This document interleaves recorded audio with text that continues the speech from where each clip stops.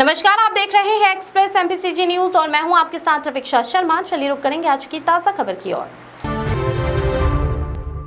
जनसुराज के सुल्तानगंज विधानसभा क्षेत्र से संभावित प्रत्याशी इंजीनियर राकेश कुमार ने एनडीए सरकार पर तीखा हमला करते हुए कहा कि इस बार वोट सिर्फ अपने बच्चों के लिए, शिक्षा, स्वास्थ्य और रोजगार के लिए।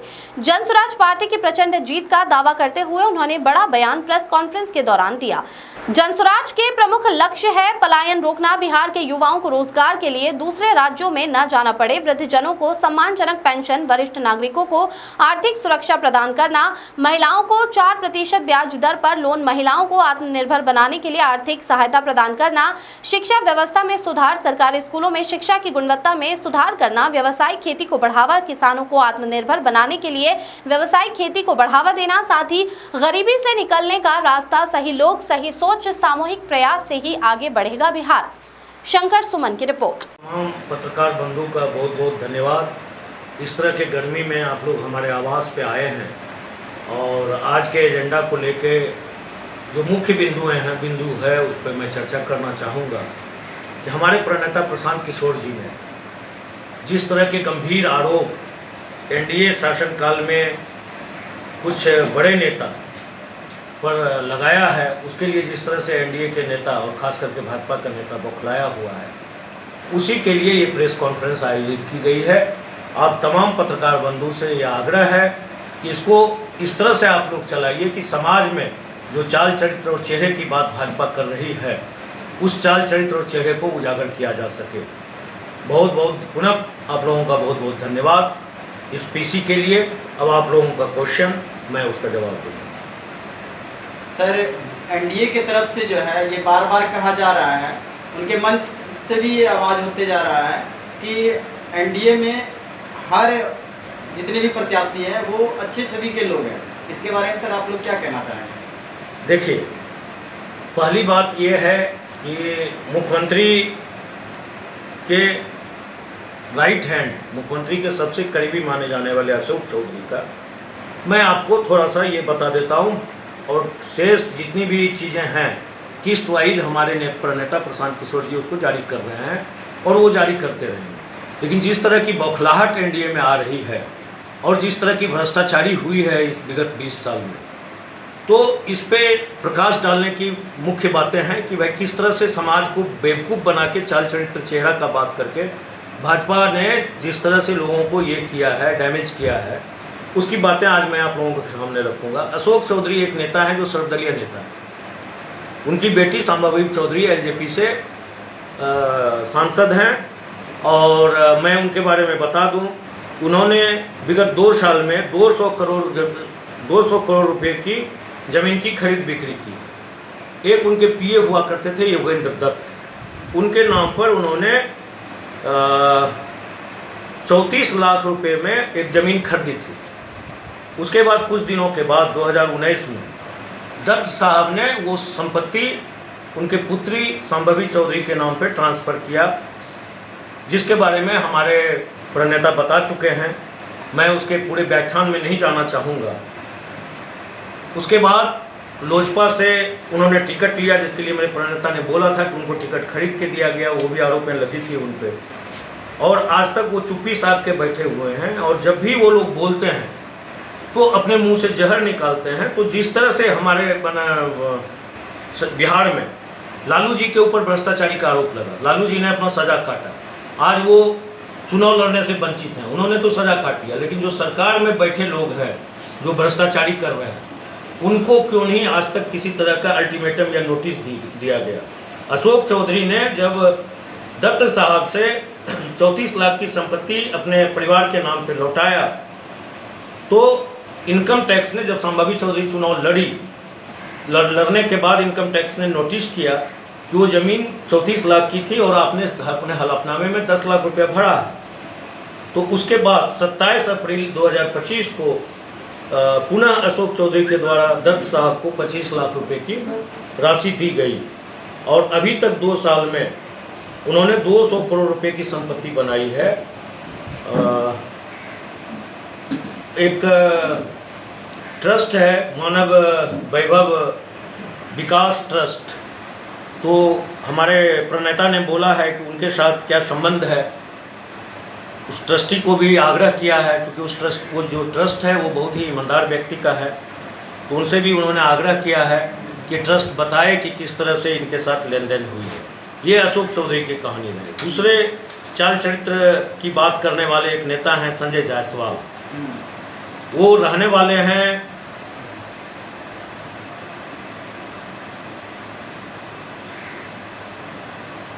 छावनी के, जो बेतिया डिस्ट्रिक्ट में है। उनका एक पेट्रोल पंप है, उस पेट्रोल पंप के सामने से एक फ्लाईओवर बननी थी, जिसको संजय जायसवाल ने रोकवाया, अपने ताकत से रोकवाया।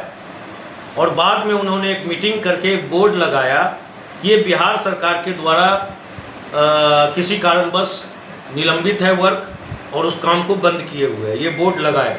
लेकिन उसी समय के नगर अध्यक्ष थी एक गरिमा देवी शिकारिया, जिसने विभिन्न मीटिंगों के द्वारा ये चीज पत्र के माध्यम से लिखा है कि उस पेट्रोल पंप पे काफ़ी तेल का घालमेल हुआ। तो ये जो हमारे संजय जायसवाल जो कॉलर वाले नेता हैं, वो लोग डीजल में भी अपना आमदनी ढूंढे हैं। 25 लीटर तेल बेचते थे और 50 लीटर का बिल बनता, न जाने उसका पैसा कहाँ जाता था। हमारे प्रणेता निश्चित रूप से वो प्रत्येक दिन बारी बारी बारी किस्त निकालेंगे और ये लोग जितना अपना हैकड़ी दिखा रहे हैं, सबों की हैकड़ी बंद हो जाएगी। तो ये था संजय जायसवाल का चाल चरित्र का चेहरा। अब आ जाइए दिलीप जायसवाल साहब। एक सिख का कॉलेज है किशनगंज में, आप लोग जानते होंगे। उसको अनेकों माध्यम से एक राजेश शाह है, जिनका हत्या का आरोप दिलीप जायसवाल पे लगा। उस केस में वो बरी हो गए हैं या नहीं हुए हैं हमें पता नहीं है, लेकिन उसकी माँ और बहन, अभी भी राजेश शाह की माँ और बहन अपने इंसाफ के लिए गुहार लगा रहा है और दिलीप जायसवाल पे अपने आरोप को साबित करने के लिए कह रहा है। तो हमारी पार्टी कोर्ट में गई है, पिटीशन फाइल हुआ है। जल्द ही दिलीप जायसवाल के बारे में भी कुछ बातें आएगी। और दिलीप जायसवाल साहब ने अशोक चौधरी को ऐसा रिकॉर्ड में दिखाया गया है कि 25 लाख रुपए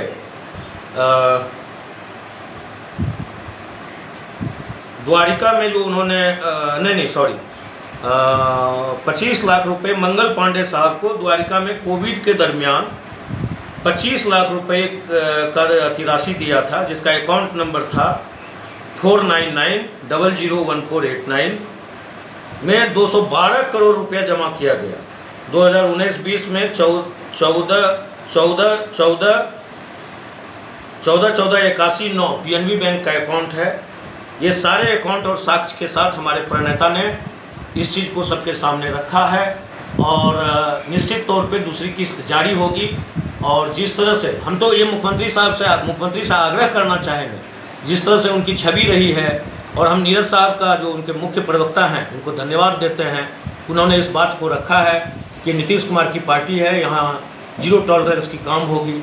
तो निश्चित रूप से नीरज साहब धन्यवाद के पात्र हैं। तो अशोक चौधरी को सामने आके जवाब देना चाहिए कि जो करोड़ों रुपए की संपत्ति उन्होंने बनाया वो कैसे बनाया। और मैं मुख्यमंत्री से आग्रह करना चाहूँगा कि अशोक चौधरी को अविलंब पार्टी से निकाल दिया जाए। अब हमारे भाजपा के नेता तथा कथित हमारे डिप्टी सीएम, उनके बारे में मैं थोड़ा बताना चाहूँगा। मैं एकदम थोड़ा सा बात बताना चाहूँगा। उन पर भी बहुत सारे आरोप हैं, बार बार वो नाम और अपना उम्र बदलते रहे, ऐसा उन्होंने क्यों किया, इस चीज़ के बारे में भी उनको बताना चाहिए। बहुत बहुत धन्यवाद आप लोगों का, आप लोगों ने इस प्रेस कॉन्फ्रेंस में मेरे साथ बातें की। नमस्कार, जय हिंद। इस वक्त हम उपस्थित हैं भागलपुर जिले के साकुंड प्रखंड अंतर्गत किशनपुर अमखोरिया पंचायत में, जहां मेरे साथ खास चर्चा करने के लिए, बात करने के लिए प्रेस कॉन्फ्रेंस के जरिए हमारे साथ जुड़े हुए हैं जनसुराज के सक्रिय कर्मठ सुयोग कार्यकर्ता शानदार राकेश कुमार, जो सुल्तानगंज विधानसभा क्षेत्र के भावी प्रत्याशी के रूप में ये हमारे सामने हैं। मैं पूरे बिहार की जनता से, जनता जनार्दन से ये निवेदन करूंगा, रिक्वेस्ट करूंगा कि इन्हें जरूर समर्थन करें। ये बेहद शानदार व्यक्तिगत इनका जो कैरियर मैंने छवि देखा है, बिल्कुल ये साफ छवि के ये नेता हैं जो हमारे बीच खास बातचीत कर रहे हैं, मीडिया को इंटरव्यू दे रहे हैं। मोस्ट वेलकम है सर आपका। आपने हमसे बात की, इसके लिए आपको बहुत बहुत शुक्रिया, धन्यवाद। बहुत बहुत धन्यवाद आप लोगों को। चल स्वराज कितने बिहार में तो थोड़ा सा पीसी कर रहे हैं इसके 243 कितने सीट लाने की संभावना है? हम लोग इतने सीट पे तो जरूर जीत जाएंगे जहाँ से हमारी व्यवस्था बन जाए, जनस्वराज की व्यवस्था बन जाए और लोगों का एक्सेप्टेंस जनस्वराज के प्रति बढ़ा है और समाज हाथों हाथ जनस्वराज को ले रहा है। आप लोगों ने भी देखा है, क्षेत्र में आप लोग जाते हैं और मीडिया कवर करते हैं तो आपने देखा होगा कि किस तरह से जनस्वराज के प्रति लोगों का प्यार दिन प्रतिदिन बढ़ते जा रहा है। और हमारे प्रणेता प्रशांत किशोर जी एड़ी चोटी एक करके जनता को समझाने में लगे हुए हैं कि एक बार व्यवस्था परिवर्तन करके देखिए ताकि समाज का कुछ भला हो सके। जनस्वराज की एजेंडा क्या है? अगर जीतने के बाद पहला आपका विजन क्या रहेगा सर? एजेंडा क्या? अगर जनस्वराज की पार्टी अगर बिहार में आती है और जिस तरह का यहाँ पर लहर चल रहा है पूरे बिहार में और बदलाव की जो बहार यहाँ पर चल रही है, अगर आपकी सरकार यहाँ पर बनती है तो किस तरह का आप कार्य करेंगे? आपकी क्या प्राथमिकता होगी? जनस्वराज की मैं अपनी प्राथमिकता बाद में आपको बताऊंगा। जनस्वराज के जो 5 एजेंडे हैं, जी 5 एजेंडे में मुख्य एजेंडा है कि पलायन कैसे रोका जाए। तो कई बार हमारे प्रणेता का आप लोग पीसी सुनते होंगे, भाषण सुनते होंगे, तो वो स्पष्ट, हम लोग कोई भी बात करते हैं तो बड़े बड़े इकोनॉमिस्ट से सलाह लेके ही बात करते हैं। तो हमारा पलायन कैसे बंद होगा, इस पे भी हम लोगों के पास एक रोड मैप है। जिस तरह से हमारे पैसे के पलायन को हम यदि बंद कर देंगे तो हमारे युवा को रोजगार मिल जाएगी और हमारे यहाँ पलायन बंद हो जाएगा। दूसरा है कि आज जो हम लोगों के दबाव में आके नीतीश कुमार जो आज 15-20 साल से 400 रुपये पेंशन दिया करते थे, हम लोगों के दबाव में आके वो लोग उसको 1100 रुपया किया। लेकिन जनस्वराज अपने जगह पे अडिग है। जिस दिन जनस्वराज की सरकार बनी, सभी वृद्धा, सभी विकलांग, सभी हमारे विधवा बहनों को वो पेंशन 2000 रुपया कर दिया जाएगा। इसके लिए हमारे प्रणेता ने बोला भी है कि हम लोग स्पेशल मंत्रालय का गठन करेंगे जो यही सब कार्य देखें। जो ऋण की बातें हो रही है, आप लोग अभी बंधन बैंक वाले को देख रहे हैं, 52 सप्ताह मतलब 1 साल। 1 साल तक जिस तरह से हमारे ग्रामीण परेशान रहते हैं उस बंधन बैंक वाले के चक्कर में या 10 टकिया हेल्प सर्च वाले ग्रुप के चक्कर में, तो उस चीज़ को ख़त्म करने के लिए हम लोग सस्ते ऋण की दर की बात कर रहे हैं कि 5 लाख तक का लोन सरकार आपको देगी और 4% ब्याज पे देगी। उसमें 4% पे तो कोई बैंक हमें पैसा देगी नहीं, तो वो जो और 10% का खर्च आएगा वो जनस्वराज अपनी तरफ से देगा। जो बच्चे हमारे अभी पढ़ रहे हैं कॉन्वेंट में या गवर्नमेंट स्कूल में, गवर्नमेंट स्कूल की स्थिति जब सुधरेगी तब सुधरेगी।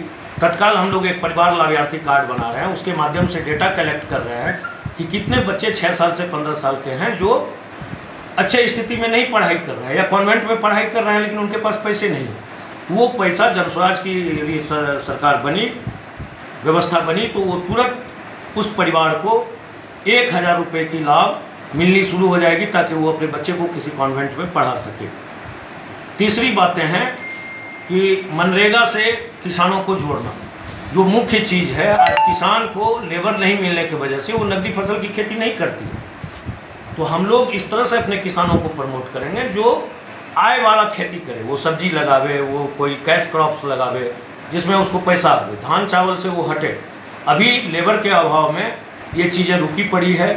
निश्चित रूप से जब जनस्वराज का व्यवस्था बनेगा तो किसानों को मजदूर मिलेगा और मजदूरों को उसका समुचित दाम मिलेगा। जो आज घालमेल चल रहा है ये घालमेल खत्म हो जाएगा। यानी शिक्षा, स्वास्थ्य और रोजगार, ये तीनों का ये अवसर यहाँ पर प्रोवाइड करेगी आपकी सरकार अगर बनती है बिहार में। अब मैं अपने बारे में बता दूं कि मेरे बारे में तो परिचय देना आप लोग जानते ही हैं, क्षेत्र के ही हैं सब। मैं NHAI में पदस्थापित था। मेरे पिताजी इस समाज के बहुत ही स्वीकार्य व्यक्ति थे। 15-16 पंचायत में घर घर से मेरा अभी तक रिश्ता चल रहा है उन्हीं के वजह से। 15-16 पंचायत में ना जाने वो वोट में कितनी तब्दील होगी मुझे पता नहीं, लेकिन हर घर से निमंत्रण, हर घर में बैठना, ये तो आप लोग सभी जानते हैं। आप लोग भी जानते हैं कि 15-16 पंचायत ऐसे हैं जिसमें मेरा घर घर से नाता है, घर घर में खाना पीना है, घर घर में बैठना उठना है। तो निश्चित रूप से समाज का इतना बड़ा एक्सेप्टेंस है, वो समर्थन भी हमें प्राप्त होगी और हमारे प्रणेता का जो विजन है वो भी मैं उस जनता तक पहुंचा रहा हूं। तो निश्चित रूप से आप देखेंगे कि बैग छाप का परचम इस सुल्तानगंज की धरती पे लहराएगा और हमारा जनता ही मिलके उसको इतनी प्रचंड जीत दिलाएगी कि वो एक मिसाल बनेगा इस क्षेत्र के लिए। आज जो विगत 20 साल से लोग किसी जाति बंधन में बंध के काम कर रहे हैं, कोई इस जाति का बात करता है, कोई उस जाति का बात करता है, हमारे यहाँ सिर्फ और सिर्फ एक अच्छे लोगों की बात होती है, सही सोच, सही लोग और सामूहिक प्रयास की बात होती है। हमारे यहाँ किसी जाति की बात नहीं होती है। तो निश्चित तौर पे जब आप जाति को इस चीज़ से निकाल देंगे तो समाज का विकास होगा। यानी कि सबकी सुरक्षा, सबका सम्मान, सबका सम्मान, सबके अच्छे लोग सही सोच के साथ और उसकी सामूहिक प्रयास से जो सरकार बनेगी, यानी जनता की जो सरकार बनेगी, वही जन स्वराज है। डेफिनेटली हम कह सकते हैं जिस तरह से आपकी पार्टी बिहार सरकार यहाँ पर बिहार में जब आई है और जिस तरह का बदलाव दिख रहा है पूरे जनता जनार्दन में, जिस तरह का जोश जुनून जज्बा जो जज्बाती हो रहे हैं तमाम जो जनता है, उनसे जब मैंने सवाल किया, पूछा कि जनसुराज का क्या यहाँ पर है, तो बोला कि भाई इस बार ये निश्चित तौर से कहीं न कहीं ये टक्कर में ये आ रही है जनसुराज पार्टी, जैसा कि मैसेज जनता जनार्दन के माध्यम से हमें मिल रहा है। देखिए, कुछ जो तथाकथित कॉलर वाले लोग हैं वो कहते हैं कि हम लोग वोट काट रहे हैं। मैं भी इस चीज़ को मानता हूँ।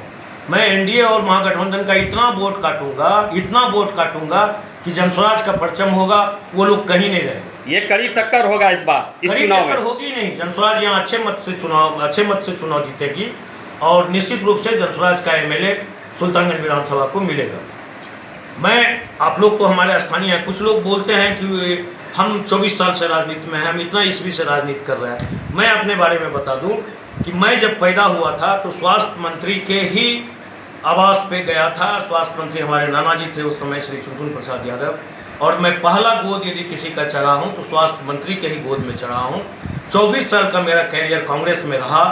मैं यहाँ के प्रदेश लेबर एसोसिएशन का अध्यक्ष था प्रदेश का, लेकिन ठीक है, वहाँ संगठन नहीं थी, मैंने बहुत कुछ नहीं कर पाया। लेकिन आप तमाम पत्रकार भाई ये देख रहे हैं कि जब से मैं ये जुड़ा हूँ जनसुराज में और यहाँ एक संगठन की बात हो रही है, तो 1.5 साल से 1 मिनट के लिए भी मैं नहीं बैठा हूँ। मैं 5-6 घंटा मैं सोता हूँ, उसके बाद मैं लगातार क्षेत्र में रहता हूँ। मैंने अपने जॉब को भी छोड़ दिया, क्योंकि हमारे पिताजी अपने अंतिम समय में ये बोले थे कि बेटा समाज को नहीं छोड़ना। हमारे भाई भी मुखिया थे, लेकिन आज के महंगी राजनीति में वो नहीं पढ़ना चाहते थे, तो हमें अपने पिता के चरण कदमों पर चलने का मौका मिला। हमारे भाई ने भी हमें समर्थन दिया और मैं आज उस मुकाम पे हूँ कि मैं एक जनसुराज का एक सशक्त सिपाही बनते हुए इस समाज को शक्ति देने का क्षमता रखता हूँ। बहुत बहुत धन्यवाद। यदि और कोई क्वेश्चन? नाम बताइए। मेरा नाम इंजीनियर राकेश कुमार है। लोग मुझे इंजीनियर साहब के नाम से जानते हैं और मैंने बताया कि मैंने NHI में 24 साल नौकरी की। जनसुराज में किस पद में? जनसुराज में मैं जिला संगठन अध्यक्ष और मुंगेर प्रमंडल का संयोजक भी हूँ, लेकिन मैं एक सशक्त उम्मीदवार के रूप में सुल्तानगंज में हूँ। आपने हमसे बात की, इसके लिए आपको बहुत बहुत शुक्रिया, धन्यवाद।